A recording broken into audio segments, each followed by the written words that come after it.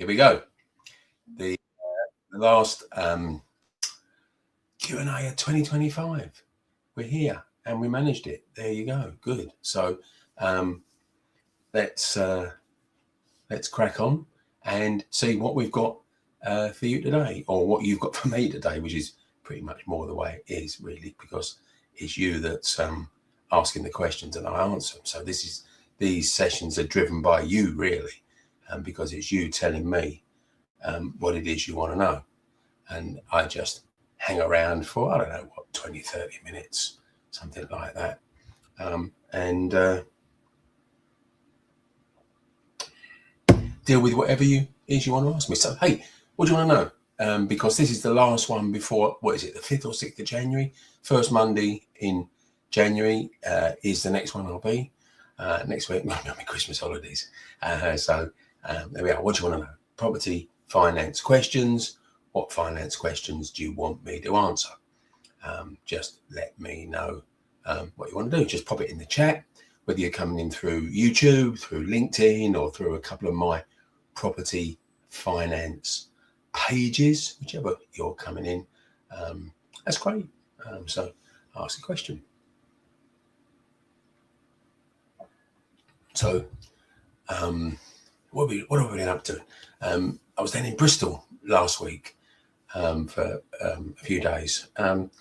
It was Ninja Achievers week. So the two groups I've got running on the Tuesday and the Wednesday, we met up for their monthly accountability day. So in November, they told me a list of things that they would get done by the December meeting. So in their hot seat slot for each group, because there's only a handful in each group, they got to tell me, right, okay, here's what you said you were going to do. Tell us how you got on.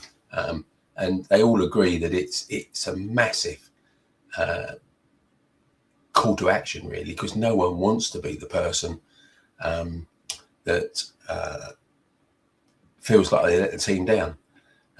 And one particular person on the Wednesday group said they just moved hell and earth in the last 7 days because life got in the way, which it often does.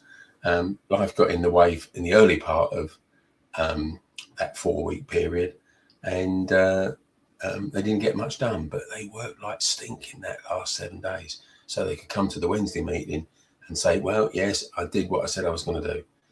So, yeah, you know, this works. They're only small cohorts. This is a 12-month mentorship. Ninja Achievers is my 12-month mentorship program. I've been running twice a year since 2018. So, got a question? What do you want to know? Fire it in the chat box. Pop your question in there and I'll deal with it as soon as you put it in there. I'm going to hang around for probably till about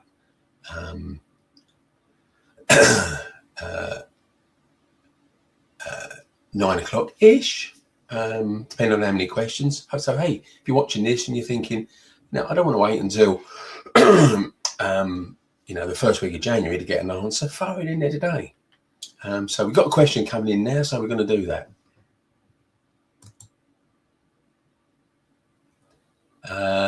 There we are. Looks like Rahia. There we are. Apologies if I mispronounced that.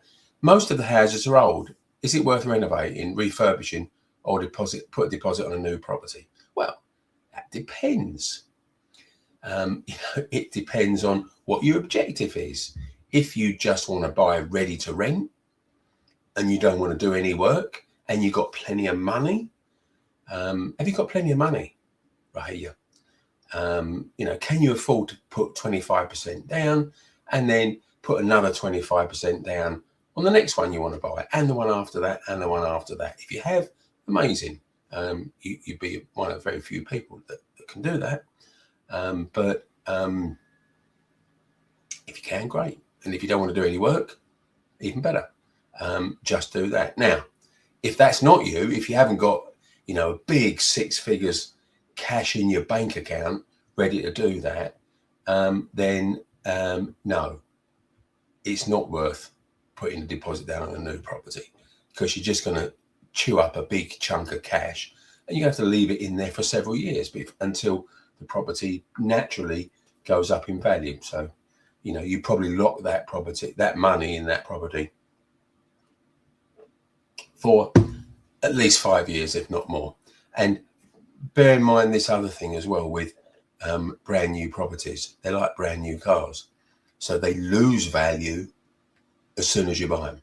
If you're buying a brand new property on a brand new estate, a lot of mortgage lenders, valuers actually send their valuer out with the instruction to knock 10% off whatever you're paying for it. So they're only going to lend you 25% of 90% of what you're buying. So actually, you're not going to put a 25% down. It's probably closer to 35%. Because mortgage lenders understand that brand new houses lose money.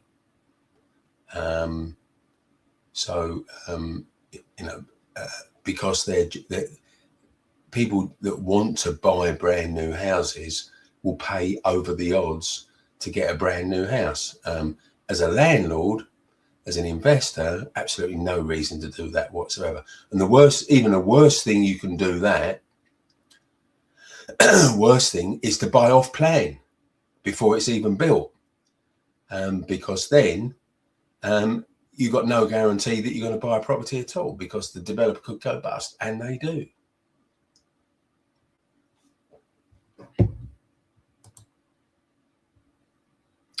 As you can imagine, construction can be stressful. Yeah, I get that. Absolutely, it can. Finding the right builder can be stressful. Absolutely, it can.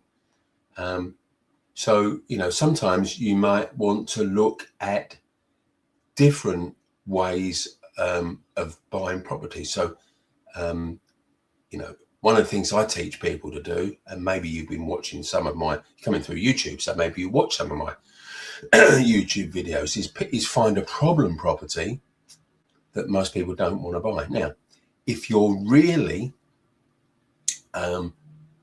cautious about getting into renovations, and I fully understand why you would be if that's not the world you come from, look for properties with problems that don't need resolving. Now, you know, one, and I'm going to give you an indication here.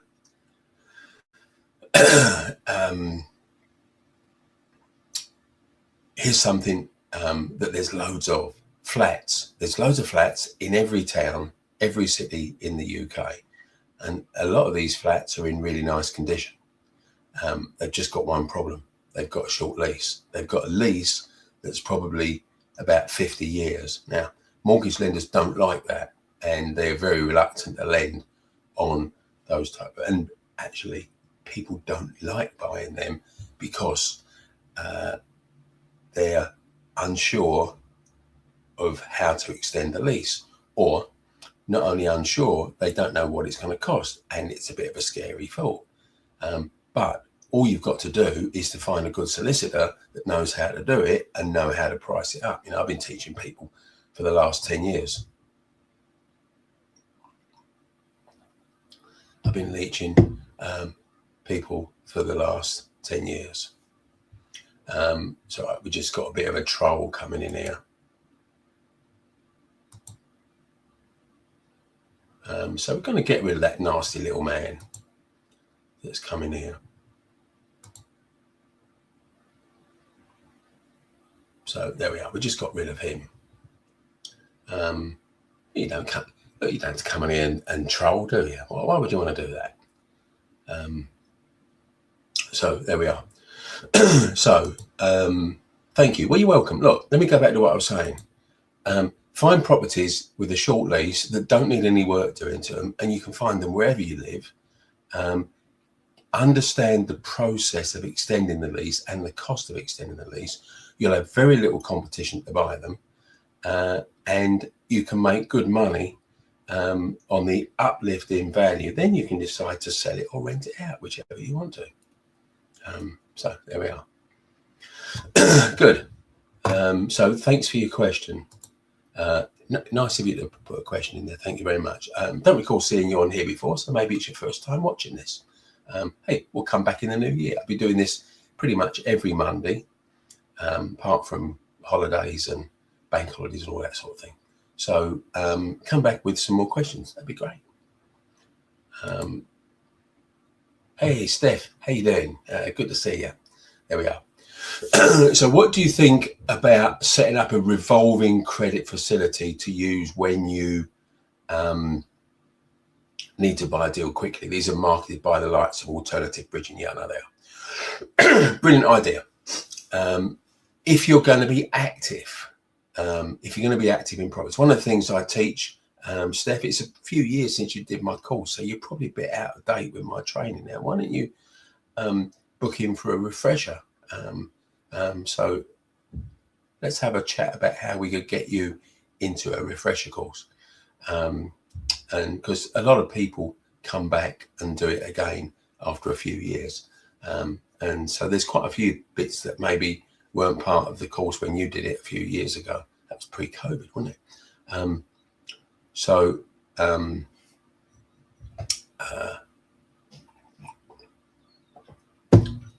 Let's talk about that. But revolving credit facility, great idea, because you can set it up for 2 years.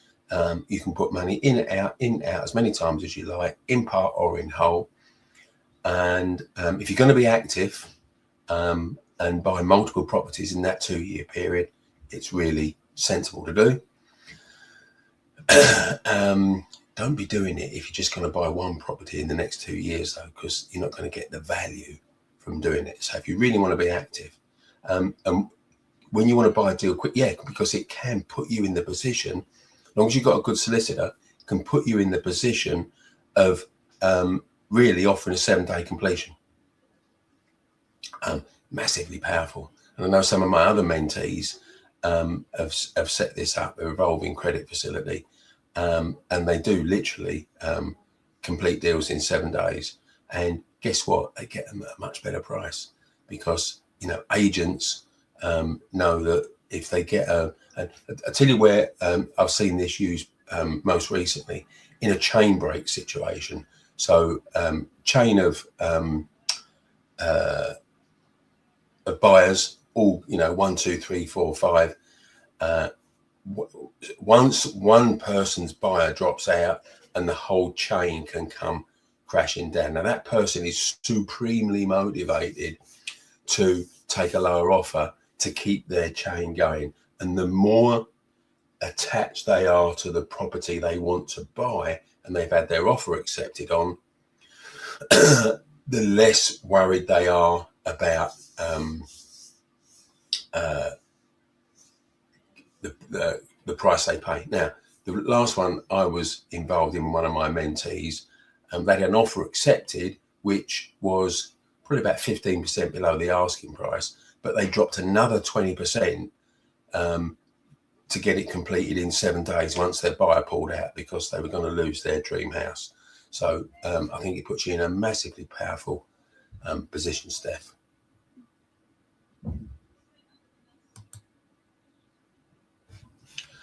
These revolving credit facilities charge a non-utilisation fee when you're in use. Absolutely, they do.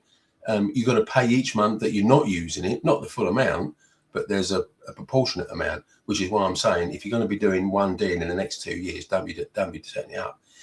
If you're going to do 3, 4, 5, 6 deals in the next 2 years, then that's the sort of facility you need, because you're going to pay for the cost of it by the deals you do and the prices you buy them at. So, Waleed, hello there. Good to see you. Haven't seen you come in before. Is it good to invest money in your house?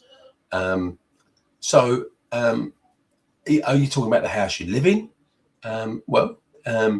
Generally people do make the property they're living in look better. Now, it depends what you want to do to it. If you just want to spend money putting a new kitchen in there, as long as if your kitchen is serviceable, you're probably not going to have much money. But if you're going to do an extension or create living space, additional living space, yeah. So I guess if you want to invest money in the house you live in and make it more valuable, you have to ask yourself what you want to do, and is it going to add value? I mean, if you want to, I don't know, redo the drive or something. That's not going to add any value at all. So let's, if you want to be a bit more specific, come back with a more specific question. I'll be very happy to answer that.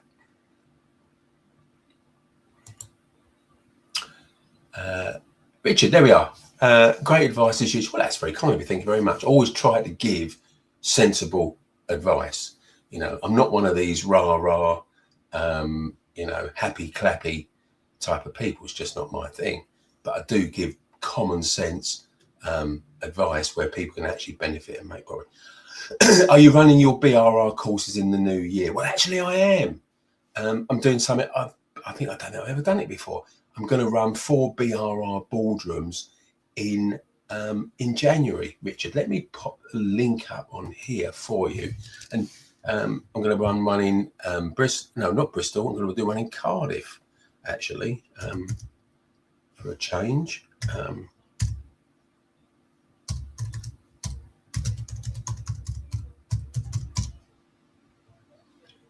There we are. Let's check the spelling.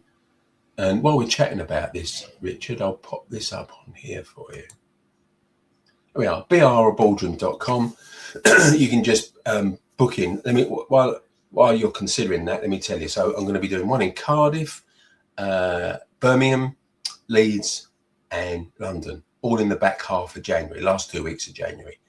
I don't normally do this, but I think I'm doing it because it's my reaction to the budget. Now, I noticed the same thing this autumn as I did last autumn, and that is such negativity was coming out from the government about the tax rises and where the tax rises were going to fall, that people felt almost paralyzed from taking action.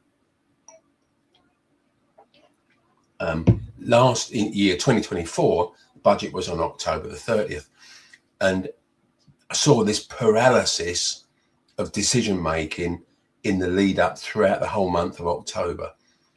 No one was moving a muscle until they got, some clarity on how bad it was going to be. And like most things, it was classic expectation management. We're going to scare the living daylights out of you. So when we actually publish it, you breathe a sigh of relief and think, could have been a lot worse. Now, whether you think a government should be run like that or not is another issue entirely. But that's what was going on, and did exactly the same this year. Loads of potential tax rises. We're going to do this, we're going to do this. And they were threatening to put tax rises in all sorts of things. So again, paralysis, saw this all the way through. But it was a month later this year, wasn't it? It wasn't until the end of November, not the end of October. And the same sort of paralysis. And look, I get it, I understand it. Until you know how much extra tax you're going to pay, it's difficult to make commitments to do anything. So, I saw a flood of bookings in 2024 during November, because once from the 1st of November, people have got the measure of, this is what the budget means. Okay, I can now make decisions. And so people started booking in for events. But with it being the end of November, it's too late to do anything, isn't it? So I'm running 4 boardrooms in January, so that people who were looking to book into one of these events, like you are, Richard, so that people booking into one of these events haven't got to wait until June, because I wasn't planning to do any till June. And I thought, no, let me run 4 in January. So what can you get from a BRR boardroom, Richard, and anyone else that happens to be watching this? Well, you'll get a whole day. Now, boardrooms are a new style of BRR event, maximum 10 people in a room. So it's small, it's intimate, and it's personal. So I'll be spending time working on your stuff, Richard. And it also comes with 2 pre-event Zoom sessions in the evening. First one, we do a BRR deal finder. So I'll show you how easy it is to find great BRR deals in your area. And I did one for one of these in November. The guy messaged me the following day and said, I've just found 23 deals in my area, potential BRR deals. And he said, it took me less than half an hour. So this is really like gold dust. And then a couple of nights later, before you come to the event, Richard, we do a BRR deal clinic. So we can drill down, look at some of those deals and evaluate if they're going to work and how to make them work on BRR. So there we are. So just go on to brrboardroom.com, pick one of those 4 events, whichever one's closest to you, whichever one day's work. And I'll look forward to seeing you there, Richard. And we'll kick off 2026 in a really positive way. So thank you.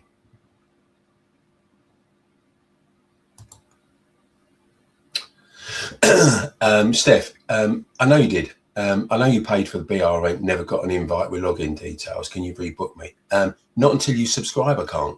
I sent you an email explaining that you removed my permission to contact you a couple of years ago. So you need to resubscribe. When you resubscribe, you'll get the emails. I did email you a week or so ago on that. So just check that out. It's not me, it's GDPR rules. Crazy, I know, but I've got to follow them. And if someone unsubscribes, like you did, I can't contact you. I can't email. I don't have your permission to email you. So just go on to Recycle Your Cash and resubscribe, and then you'll get it. And as I say, check the email I sent you, where I explained it all. So where are we now? Have I missed one? There we go. Oh, we got one from now. But a few questions. Got a question you've been thinking of? Don't wait until after the new year. Fire it in, and I'll deal with it before we go. JC's back. Hello, JC. Good to see you. Haven't seen you for a while. Got a planning question. Okay, good. Not my area of expertise, and I might give you a link to go to. Let's read what the question is first.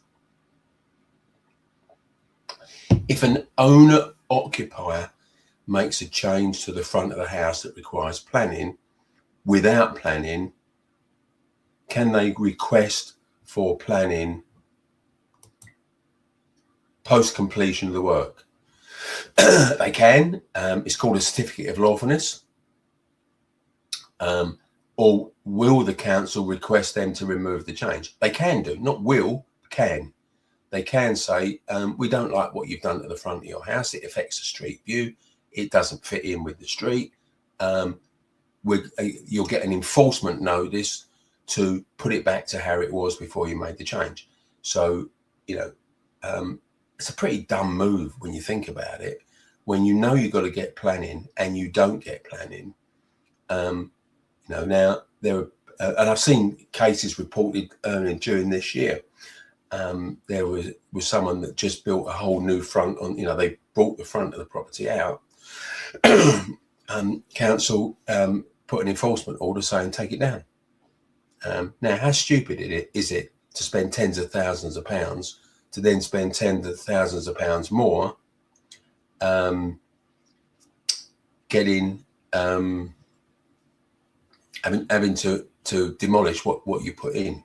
So yeah, they will do that. So planners, look, there's this saying, isn't there? Better to ask for forgiveness than permission. Yeah. Not with planning applications, not with property, not with planning in the UK. It's better to ask for permission to do it first. So if it needs planning, get the planning done. There we are. So that was pretty okay there. Good. So scroll down.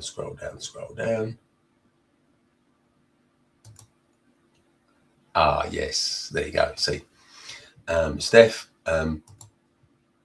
So can I join? Yeah, absolutely. I'll put you into the cycle of the 18th. We're running one this Thursday, and we've actually just had someone sign up this morning. So yeah, put you in that. Good. Okay, so we've got a LinkedIn user saying, "Good morning, Kev. Good morning." Now, why isn't their name coming up? Because LinkedIn, Facebook used to do this. Don't see much of this now. but Facebook used to do this, where you have to give permission to disclose your identity. And if you forget to do that, or the box doesn't come up, then it just comes up as LinkedIn user. I can check in later and see who commented, so that's not too hard. There we are. You're very welcome, Steph. And I know we've been chatting over the last, so you can call me and I'll answer it, because that's not GDPR. But emails, GDPR compliant. So morning, have you got a question, or are you just saying good morning? If you're just saying good morning, well, thanks for watching.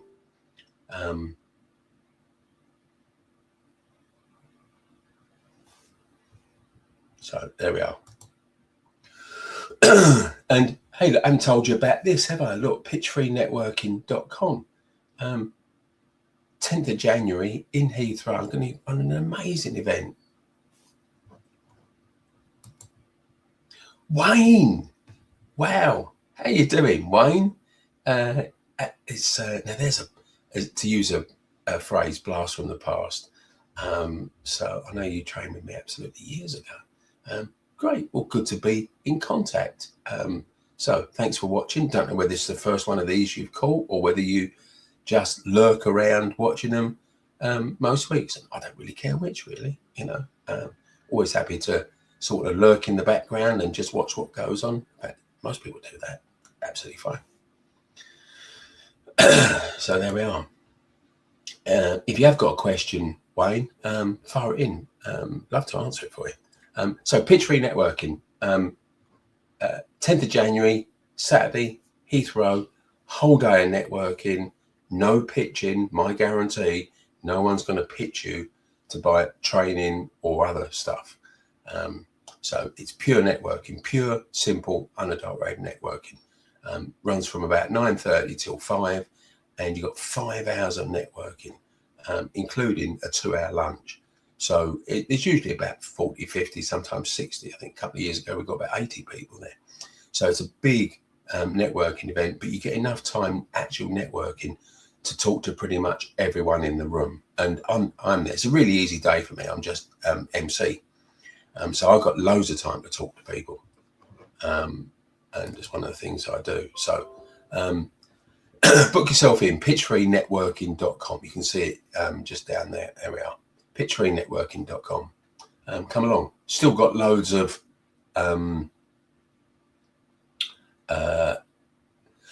excuse me. Still got loads of tickets available. So grab yourself a ticket. It's unbelievable. And you won't want to miss these 2 mentee case studies. One of my mentees, Paul, he's done a BRR deal, and it's one of the best ones I've seen in recent years. Bought it in July, got his money out in November. Not only did he get his 25% deposit back, not only did he get his refurb money back, he got both of those, and he got 18k cash out as well. Come along and find out exactly how he did it. He's going to spill the beans. I'm going to interview him. You can talk to him. He's going to be there most of the day, if not all the day. Talk to him. Who's the second one? Nilesh. Nilesh is an award-winning investor. He won the auction deal of the year. And again, it was a great BRR deal. So I'm going to ask Nilesh to unpack. I'm going to interview him. I'm going to ask him to unpack exactly how he got a property-winning, award-winning auction deal. Come along. There we are. BRR networking. Paid for your lunch. I've paid for your parking as well. It's an amazing day.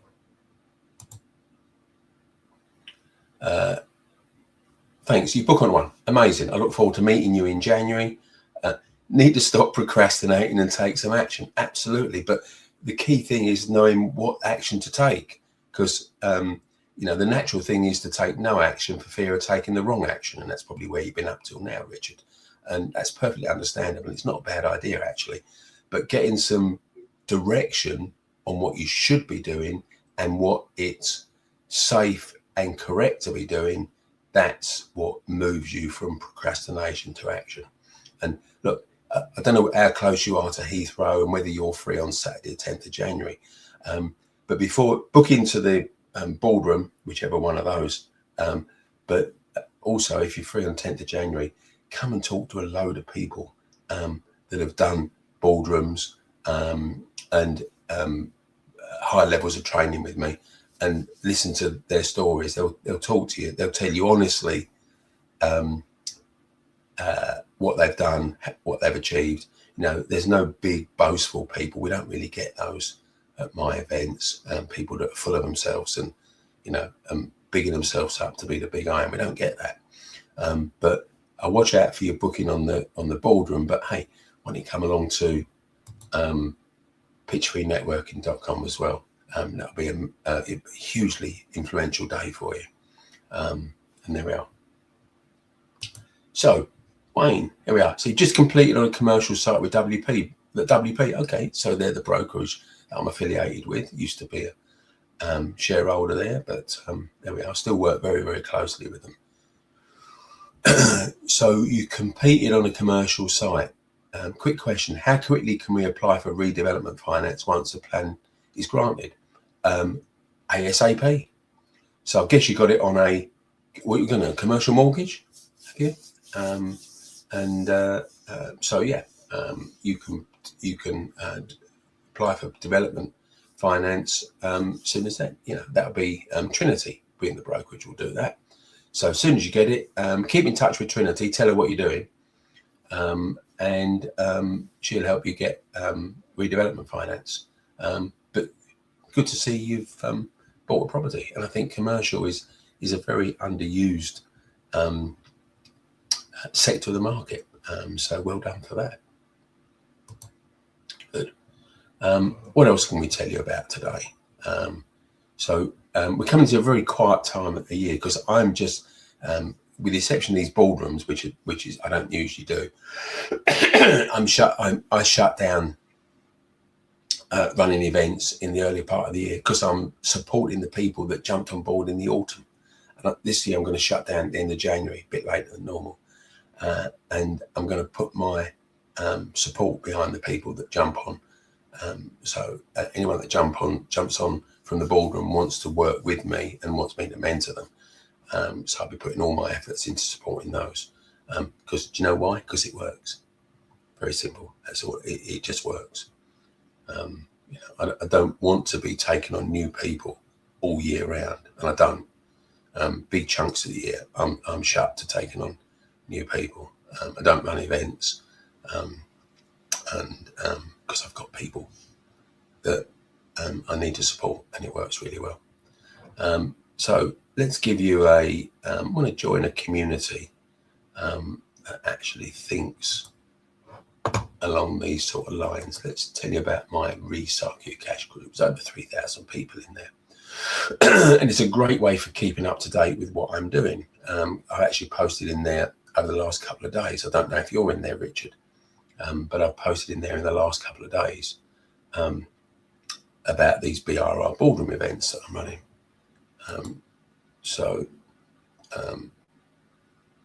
Let's pop this in here, pop your link, and why not come and join if you're not in there already. Pop a link in there. Now, got a question? You need to be quick with it because I'm going to be wrapping this up pretty soon. I've done my 30 minutes that I say I'll do. There we are. So facebook.com/groups/recycle your cash. So there we are. Come along and join me in there. And so when I come back in the first Monday of January, it will be the last opportunity that week to book in for the pitchfreenetworking.com. So make sure you book yourself in. So there we are. Anything else you want to know? Be quick because I'm going to be going. So I'll take a few slurps of tea while we do that. And wait to see if you got a question. So some good questions today. Really enjoyed that. So there we are. So I'll be catching up with all those people later. There we are. And So this week is just wind down, really. It's wind down for Christmas, so pretty much packing up this weekend. Hamza says top of the morning to you. Well, likewise, Hamza, top of the morning to you. Oh, here we are. So there we are. Steph is back with another question. If you raise cash via revolving credit facility we talked about earlier, can you then borrow 75% against a new purchase with another bridger? Yes, you can. Yeah, yes, you can, Steph. That's why it's so amazing, isn't it? So you could, if you wanted to, use the revolving credit facility as just 25% deposits. Yeah, and you could even do a refurb bridge. So you put use the revolving credit facility as your 25% deposit. You borrow 75% plus 100% of the refurb costs on the property you want to buy. Brilliant, isn't it? You see, finance is amazing when you understand it. You can play at such a different level, and I find that pretty much everyone gets this revelation. If you're still watching, where are we?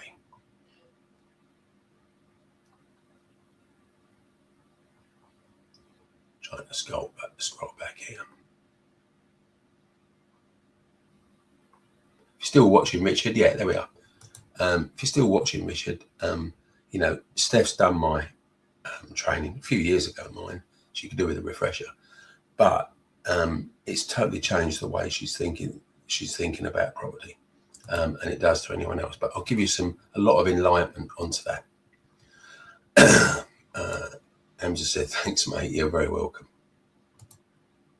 Brilliant. It is. It's brilliant. You're still here, Richard. Great. Good stuff. So there we are. Yeah. You know, I'm going to share a lot of stuff with you at the boardroom on how you can leverage finance to play a much bigger game than you think you can right now with the resources you've got available. So there we are. And if you can get along to the Pitch Free Network on 10th of January, even better. Good. So there we go. I think we're about done. So I'm going to come back and when is it? When is the first Monday in January? Let's have a quick drill down on my calendar. Let's have a look. It's the 5th. There we are. Monday, the 5th of January. So that's my next time. And you know what? Hey, we'll be past the shortest day of the year and the nights will be getting brighter and longer. So how good is that? Yeah, you're really welcome, Richard. And thanks for your connection today. Really enjoyed it. Absolutely. Oh, this is nice testimonial. Thank you, Steph. Highly recommend to everyone. Kevin Scholes did 2 short lease deals. Yes, you did. There we are. So let's go back to right back to beginning.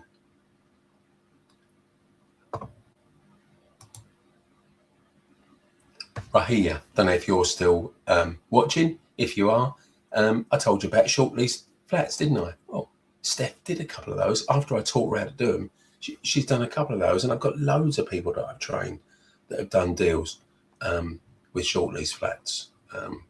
So it's a cracking opportunity to do stuff if you don't want to do construction works and builders. There you go. Steve, hello, Steve. How you doing, mate? Good to see you. How are you finding lenders' valuations? We find them very reserved and hard to get money back out. Yeah. Now, funny enough, I was talking to Isaac in WP Brokerage about this a few weeks ago, and he said he sees a clear difference in the valuations between those people like Steph that have done my training and those that haven't. Because one of the things I do using my 20 plus years experience of brokering mortgages is I have a formula for getting higher valuations, and people that I've trained with know how to get it, and they consistently get higher valuations than the should we call them ordinary clients that Isaac deals with in the brokerage, i.e. people that haven't done the training. It's not saying that it eliminates down valuations. You can still get them, but you make it harder when you put a comprehensive case together, Steve.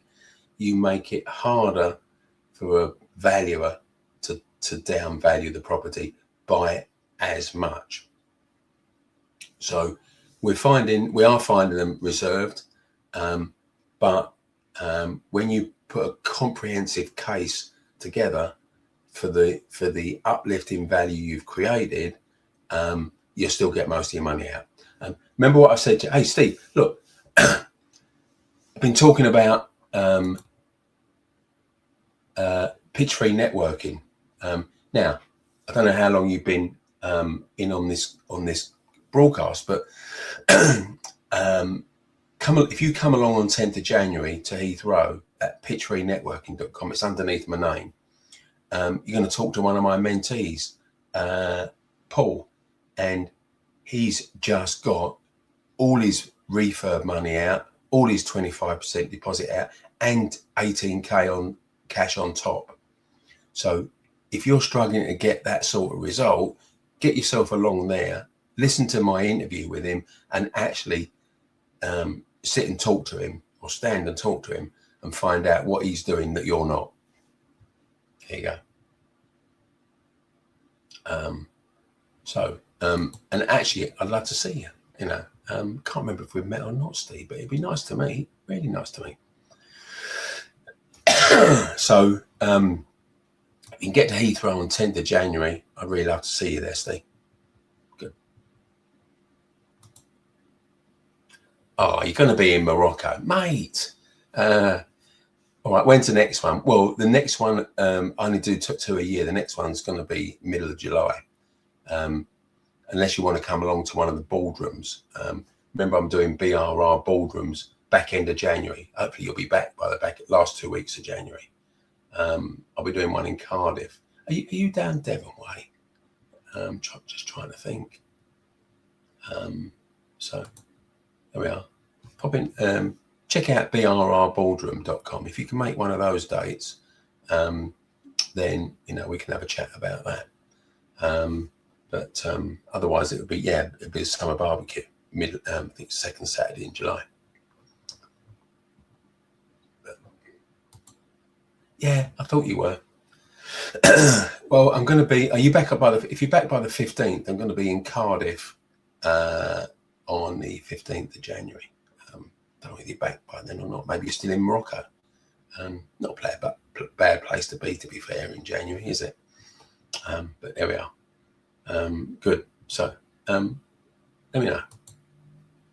John, hey, how you doing? I was talking to someone over the weekend that knows you, Denise, John. She was did a BRR workshop. I think like you originally did as well. And she said she's been talking to you. You're 62. Is it easier to get a mortgage for a buy-to-let loan through a limited company than in one owner's name? No, it's not. Because mortgage lenders understand that the same criteria they apply to main residence mortgages doesn't apply to buy-to-lets. In other words, they get wary about granting mortgages that run beyond age 70, because most people will have retired by then, and their their personal income will have diminished. Now, you can carry on renting out property in your 70s, 80s, even in your 90s. All you got to do is collect rent. There's no physical work involved, really. So there's no age restriction with a lot of buy-to-let lenders. So do it in your personal name, do it in limited company. Doesn't make any difference, John. There you go. So good. Well, we're rolling on with stuff. I thought we were about finished, and we get another spurt of questions, which is great. I love answering questions. Here we are. So Are we done? Are we done? Oh, we got a couple of likes as well. There we are. So if you've enjoyed this, give us a like, and that always goes down well. So there we are. Been a very interesting session. I think we're going to wrap it up now. So if you have got a question, be really, really quick. There we are. Any specialist lenders for the ages? No, mate. Like I said, buy-to-let lenders know that you can collect rent into your 90s. So they're not interested in your age, really. So, you know, you're making a problem or you're imagining a problem where there isn't one. Good. Okay. But thanks for asking your question, because you got some clarity that maybe you didn't have before. There we are. And that's what we do here. That's why I run these little Q&A sessions, to give people clarity, because they can be harboring these sort of imaginary problems, but they're only a problem in your head. They're not a problem in reality. Here we are. Lively. Yeah, they can be lively, can't they? Yeah. And this one's been particularly lively today. So there we are. Good. As it's the last one of 2025, and I'm not going to be here next week, I'm going to wish you a happy Christmas. If you're watching this live or you're watching the replay and you're watching it before the 25th of December 2025, have a really nice Christmas in whatever it is you do around that time of year. And set yourself up for a great 2026. Book onto pitchfreenetworking.com. It's right underneath my name. And go back and watch the replay if you're looking at any of the other events. No, we talked about, actually, I'll give you one last link.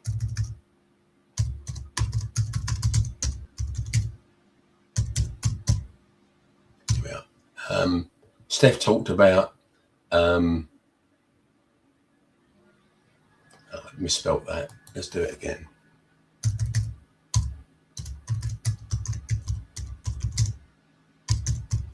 Steph talked about this Thursday night, 7 to 10 p.m. BRR workshops. So there we are. If you want a bit of virtual training, don't have to leave home. You can sit at home and do it on your laptop or your desktop or whatever, or even your phone, really. Just go to brrworkshops.com. It's £41 plus VAT. My colleague Melody will be hosting that. You get some condensed training from a BRR day from me to just drop in there, and you'll join Steph and a few other people on there, 7 till 10 p.m. this Thursday, the 18th. There we are. That'll be the last one run on that before Christmas as well. So it's all a wind down week for Christmas, isn't it? There we are. So have a fun time, and I'll see you in 2026. Bye for now.